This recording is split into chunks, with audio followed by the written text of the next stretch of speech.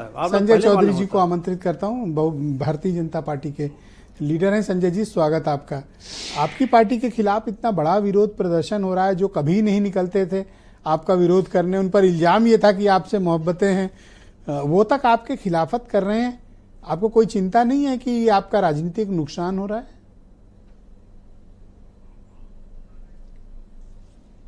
देखिए, जैसे सांच को आंच नहीं होती, इसी तरह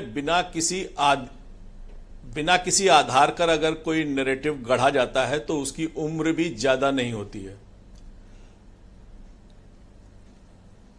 इसीलिए हम ये मानते हैं कि हम अपनी श्रद्धा से, अपनी समर्पण से, अपने कार्य से, अपने कार्यक्रमों से, अपनी योजनाओं से डॉक्टर भीमराव अंबेडकर के प्रति सच्ची श्रद्धा और विश्वास रखते हैं।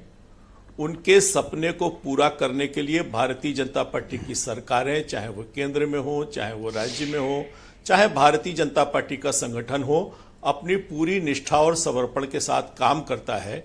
इसीलिए भारतीय जनता पार्टी को विश्वास है कि हम अपने काम के आधार पर, अपनी योजनाओं के आधार पर डॉक्टर अंबेडकर ने जो सपना देखा है, उस सपने को पूरा करने के लिए भ्रष्टाचार से मुक्त होकर उस सारे समाज के लिए जिसकी चिंता डॉक्टर अंबेडकर किया करते थे, हम उसको सपने को पूरा करने के लिए प्रतिबद्ध हैं।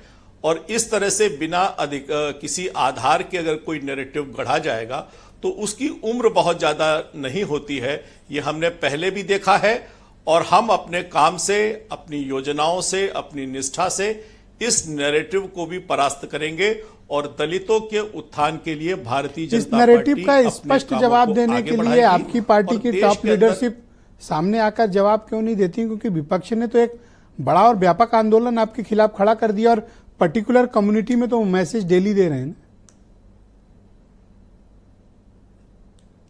देखिए, ऐसा है कि ब्रजेश भाई, भारत की राजनीति में डॉक्टर अंबेडकर जी के प्रति इन लोगों ने, जो लोग आज इस नैरेटिव को गढ़ रहे हैं, उन्होंने क्या किया है ये देश की जनता के सामने आ चुका है।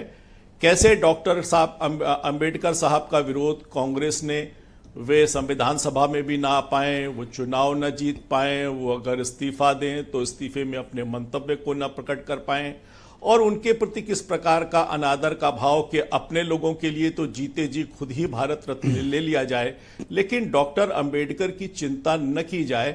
ऐसा करते हुए पूरे भारत ने देखा है, सबने देखा है, भारत के हर समाज ने देखा है। आप लोग की भी कोई प्लानिंग है कि इसी तरह से पर उतरकर विपक्ष के इस नैरेटिव का जवाब देना है, या फिर सिर्फ प्रेस कॉन्फ्रेंस से काम चला लेना है? देखिए, मैंने पहले ही अपने वक्तव्य में कहा था कि सांच को आंच नहीं होती। हम सच्ची श्रद्धा और निष्ठा के साथ अपने कार्यक्रमों के आधार पर डॉक्टर अंबेडकर जी के सपने को पूरा करने का काम कर रहे हैं। डॉक्टर अंबेडकर के प्रति श्रद्धा का भाव रखते हैं। आप बताइए, क्यों डॉक्टर अंबेडकर के इतने बड़े जीवन के बाद, उनकी मृत्यु के बाद भी उनके पंचचित तीर्थ जो भारतीय जनता पार्टी ने विकसित किए, उनके प्रति जो श्रद्धा और समर्पण का भाव रखा, वो क्यों नहीं आ पाया?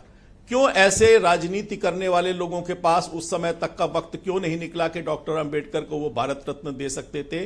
निश्चित रूप से डॉक्टर अंबेडकर के बाद एक दूसरा दलित राजनेता भारत में आया, बाबू जगजीवन राम के रूप में।